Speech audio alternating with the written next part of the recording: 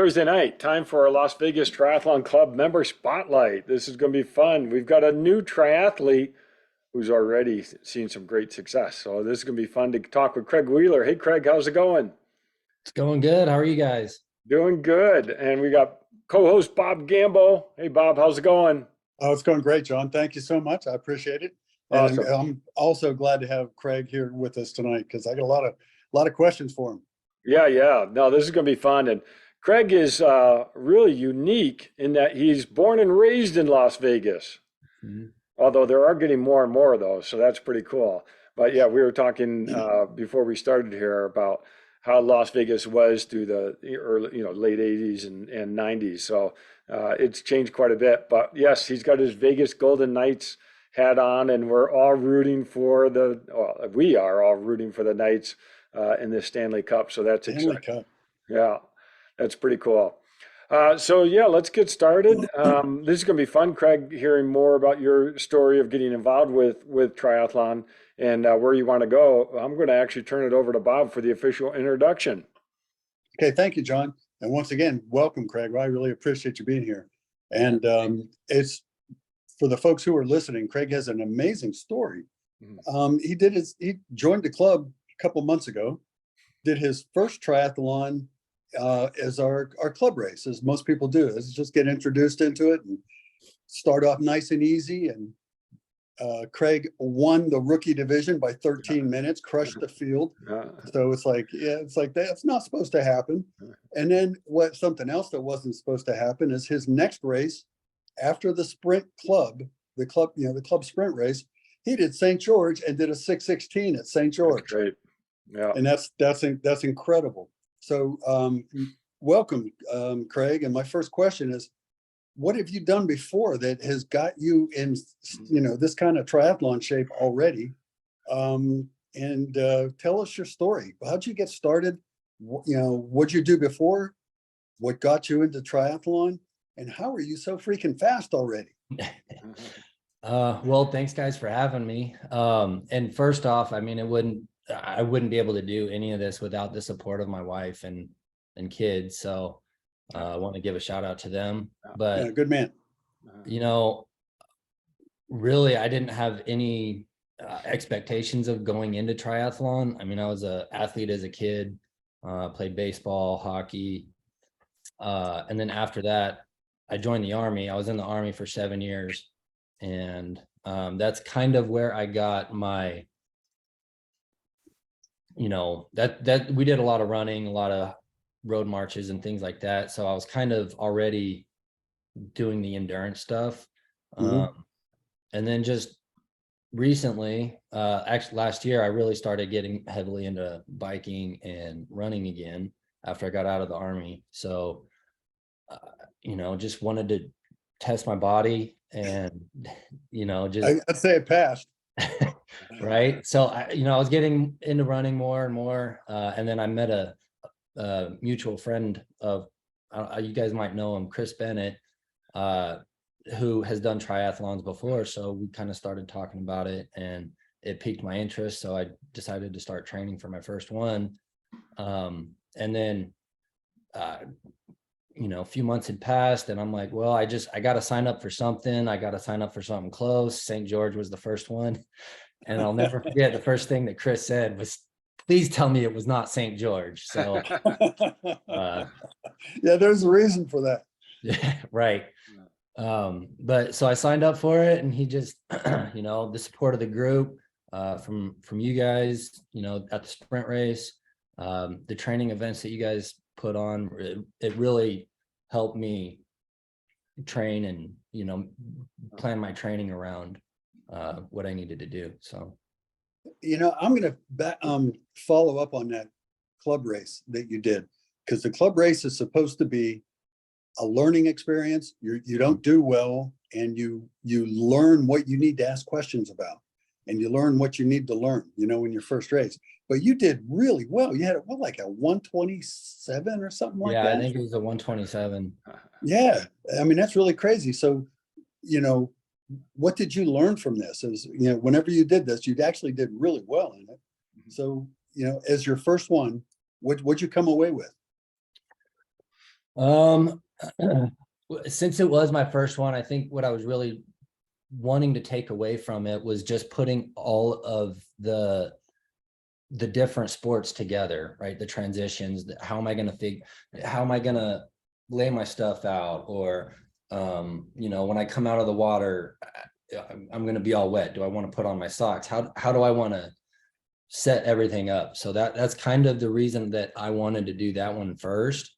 And just to do it, because I hadn't put all three together. I've done the distances, but I wanted to put all three together and just and go through the motions. Yeah, that's crazy that you did that fast. So you I don't know how you did that actually to, come out of the water, put everything together and then, turn in a really good time. So, other than that, did you learn anything? Was there anything that were big ahas in that race? Well, I mean, other than the making sure I had everything set up right, because I think that's the biggest aha moment. Coming out of the water, because I had never done that part.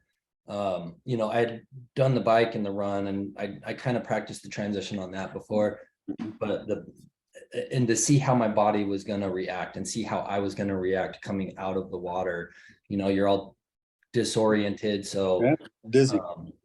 And then maneuvering, running to transition.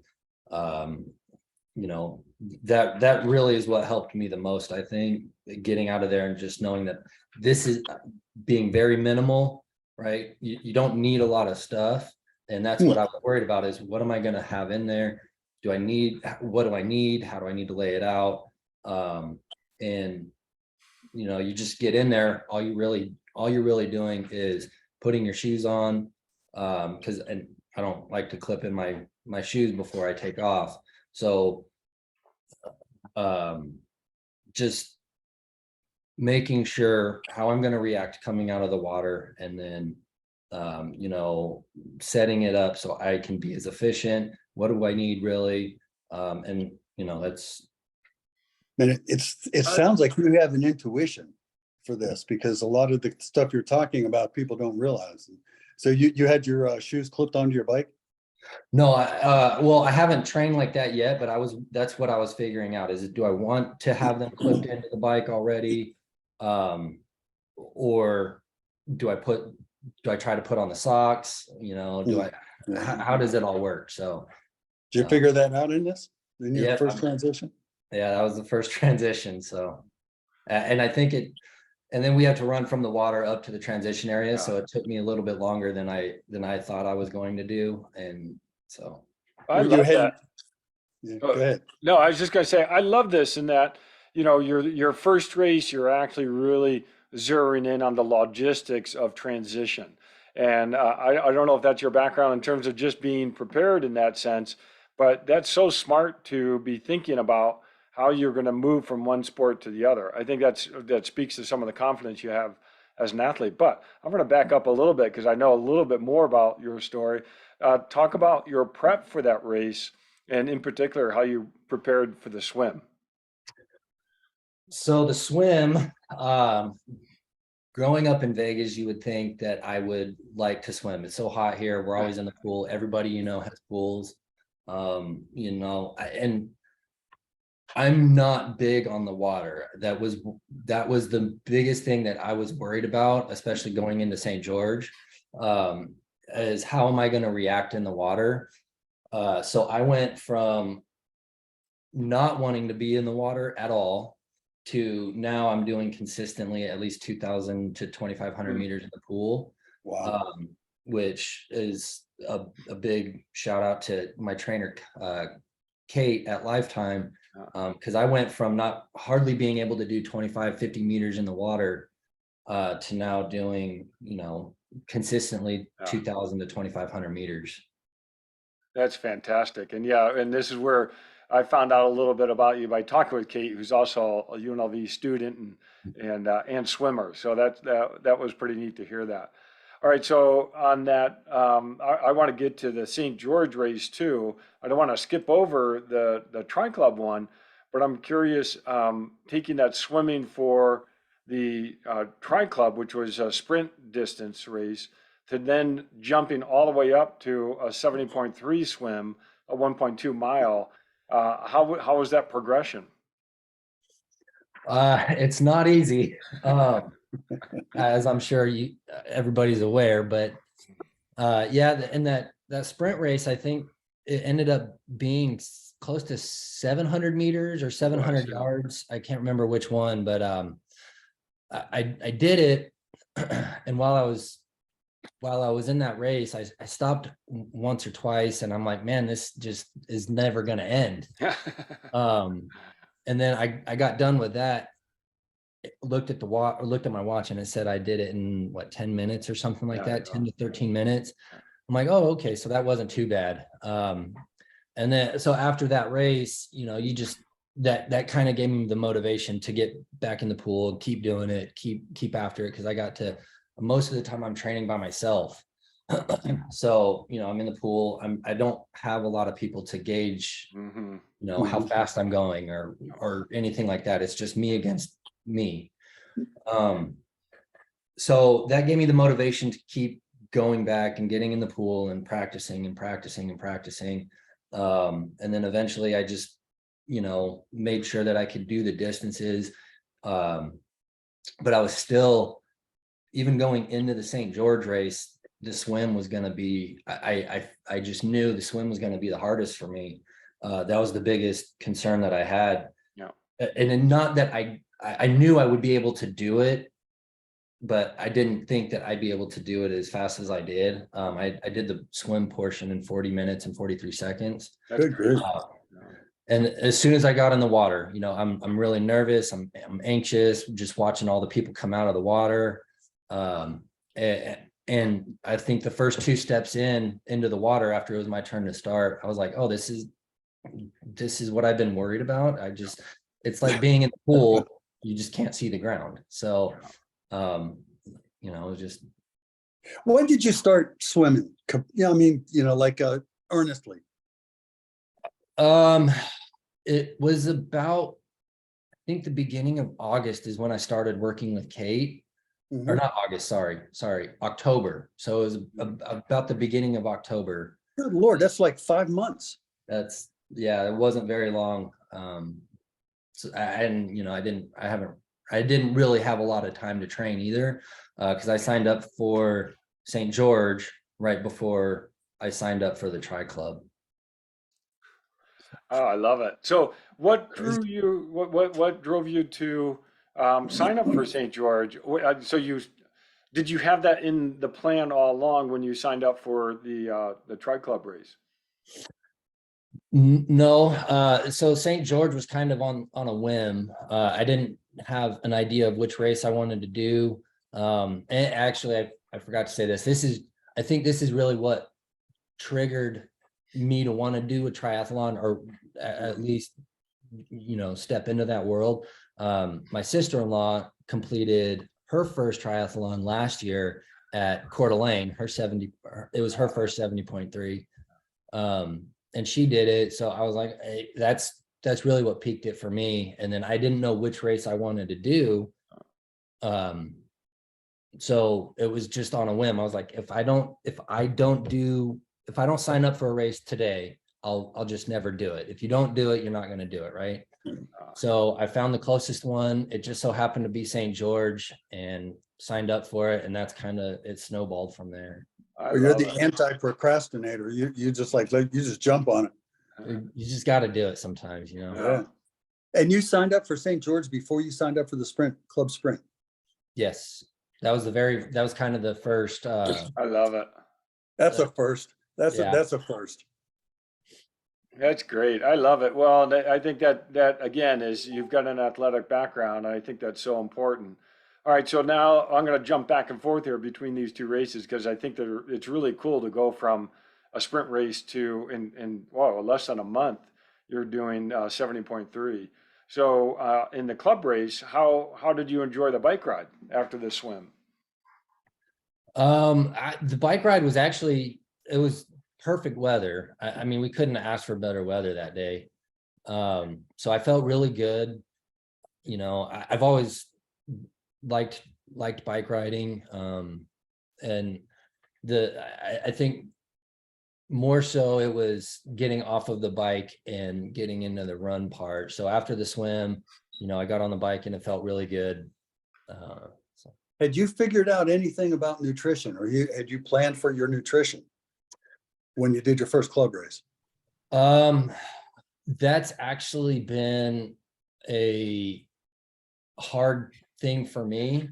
And it's not necessarily sticking to a diet, because I do carnivore. Actually, my diet's carnivore, and it's kind of a non-traditional thing. I don't do gels. I don't do the Gatorade because I try to stay away from sugar as much as possible. You're going to spur a lot of people to do this with the kind of time you're turning in. Yeah. So the diet for me was another portion or part of the race that we had to figure out for St. George, because now I really want to hear it.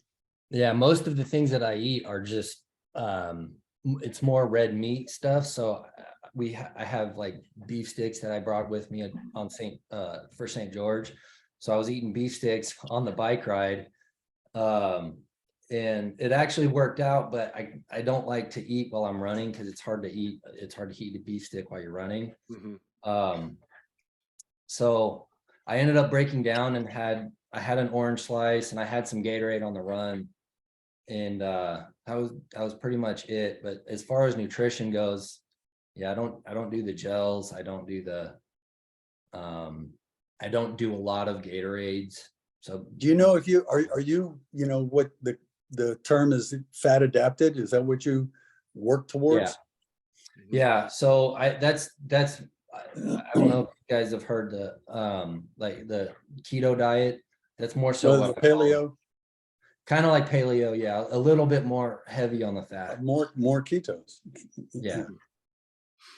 Wow. Well, I love, I think this is really important for people to hear, is that you can be successful at sprint and 70.3 on a variety of different diets.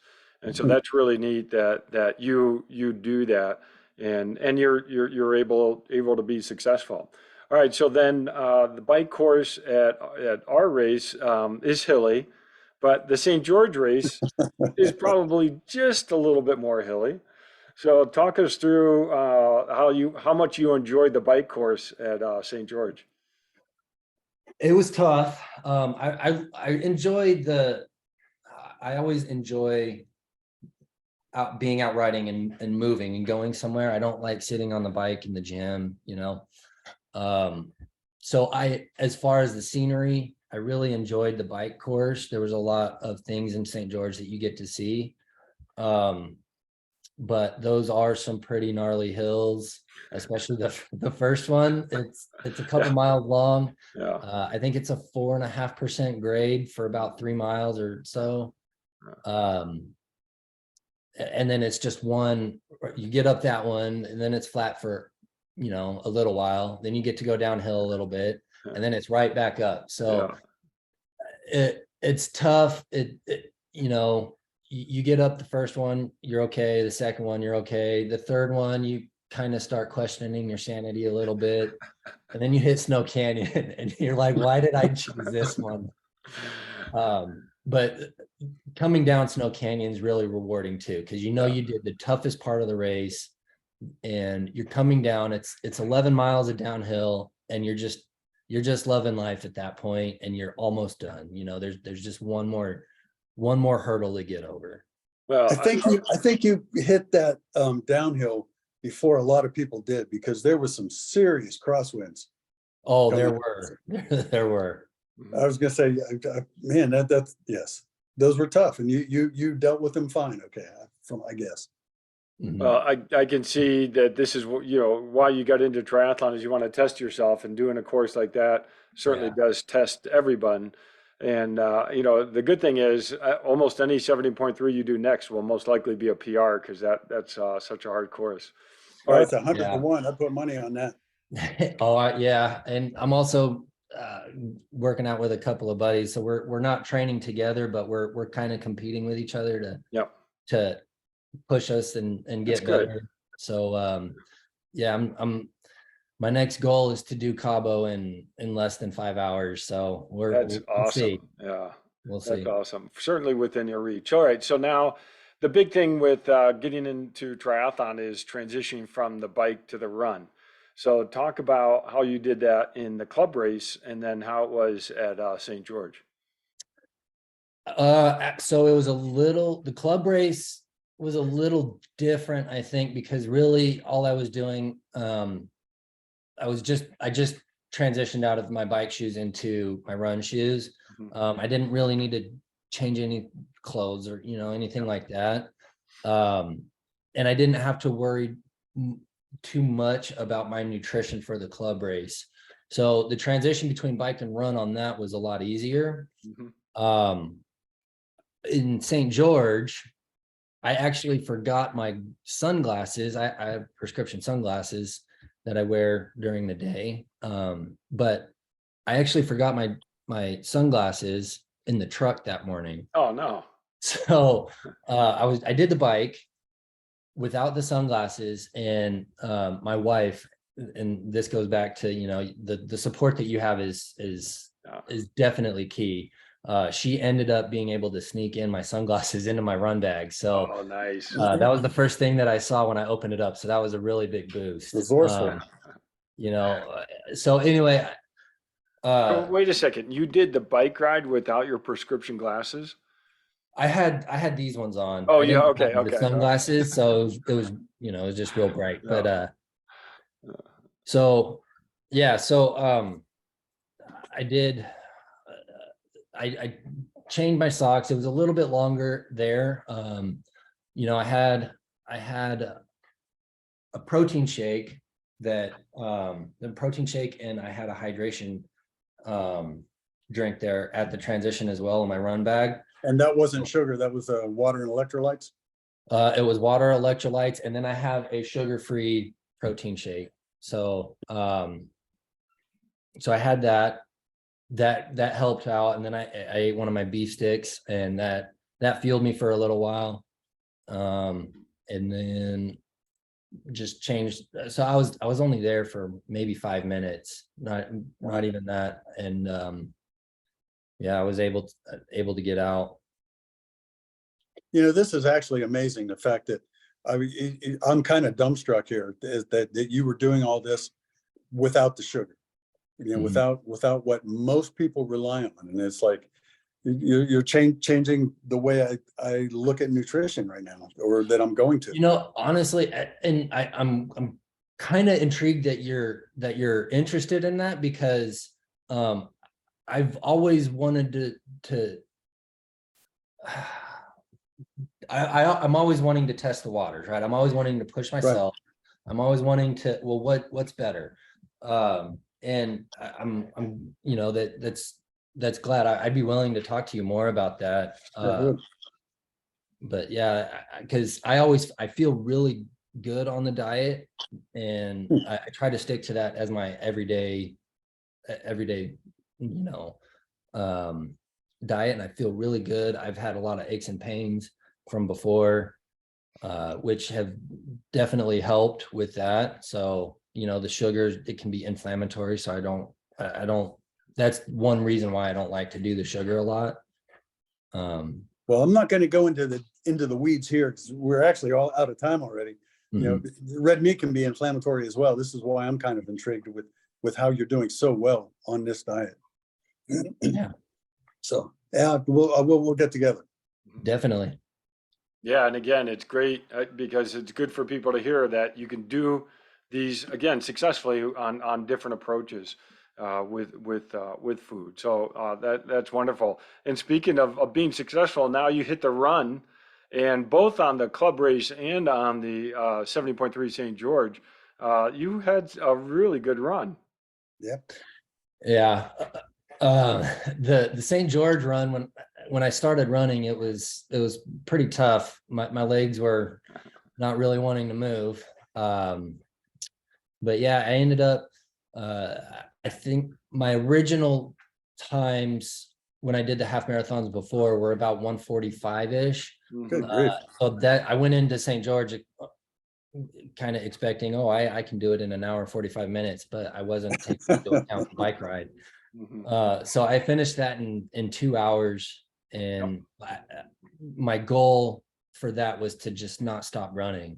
And there were some hills on that golf course that are just brutal. Even though they're not big, they're brutal. So yeah, if you can do St. George as well as you did, you're just going to smoke all the 70.3s you do. yeah, looking forward to seeing your times. Yeah. I'll definitely post them. So I'm curious, going into either the club race or St. George, did you have, or what were your goals for each of those, being really a first sprint and a first 70.3? So I didn't necessarily have a goal for the sprint. I kind of wanted to do it as fast as I could. I was pretty impressed with my time at an hour and 27 minutes. So now I have something on June 18th that I want to beat that time now. My goal for St. George was to do it in less than 6 hours. So that's what I was really, I'd do River Mountain Loop, and then I'd go out and do a run right after that. So I was trying to train pretty hard to get under 6 hours. So during the race, I'm like, man, there's no way I'm going to get it done in 6 hours. So I was expecting more towards 6:45. As long as I got it done in less than 6:45, I would have been happy. But I was really stoked when I saw 6 hours and 16 minutes. Yeah. That's great. And so now I always like to get a sense of what it was like to hit the finish line. And I think the finish line at St. George is probably a little more exciting than the one in our tri club. But that being your first one, tell us about crossing that finish line. What were you thinking and feeling? I look back, and that's the moment as an athlete that people look for. That feeling, that's why you do it, so running down that red carpet and people are high-fiving you on each side, and my original idea was to just, I wanted to finish as fast as possible, but as soon as I turned the corner to come down that red carpet, I'm like, this is just this is what I was training for. This is this is the feeling that I wanted, and my wife, you enjoyed every minute of it. Yeah, you enjoy it while you can, because it doesn't last long. My wife was there with our son, high-fiving everybody. They call your name, and it's just it's a sense of accomplishment that I think only athletes get. Well said. That sense of enjoyment, or that accomplishment that you just, it's hard to get anywhere else. You're absolutely right. So yeah, I love that, and you worked hard for it, and your first 70.3, that's fantastic to be that successful, and then enjoy that moment, and that's really cool that your family was there as well. So now looking forward, you've already said you've got Cabo this year. What other races do you have? You've got our club race on there. That's awesome. What else do you have in your sights? Well, I want to complete a full Ironman in the near future. Maybe not this year. Maybe next year. I don't know yet. We'll see how Cabo goes. But I'd like to start at least traveling, because Australia has been a place that I've always wanted to go to. Oh, cool. So I want to, we can make a family vacation out of it, and go do a race at the same time, and have fun doing it, I love that. Yeah, I love the idea of it. Gives me an excuse to travel sometimes and go to places that we would not normally go to. So that's neat that Australia is potentially in your sights on something like that. Yeah. So we're almost done, believe it or not. This is like we're right on the edge of 30 minutes, and I'm just so impressed, Craig, with what you've done getting into the sport. learning swimming, doing a sprint try, getting into a 70.3, and then just continue to take it forward. So I really enjoy hearing more about what you're doing. But I do want to go back to one of Bob's questions on the learning part. Uh, what did you take away from either the sprint or the St. George 70.3 that you said, okay, now I'm going to do this differently? Yeah, something that you learned that you weren't expecting. I would probably say, I don't think this is like a learning thing per se, but your body can handle a lot more than you think. You know, you can push yourself through pretty much anything. And I think that's a constant reminder, a constant learning lesson for me is, you know, there was people that doubted that I could even finish St. George. Nobody in the club or anything, but you know, that plays tricks on your mind. Oh, I may not finish, you know, or doing the race, you're just running or you're biking or you're doing, you know, whatever you're doing, you're like, man, this sucks. I don't know if I'm going to finish. I don't know if I'm going to finish, but it's a constant learning it's a constant reminder that you can do it. You know, you put your mind to it, you can do it. Your support, you got to have a good support system. You know, mentors are great.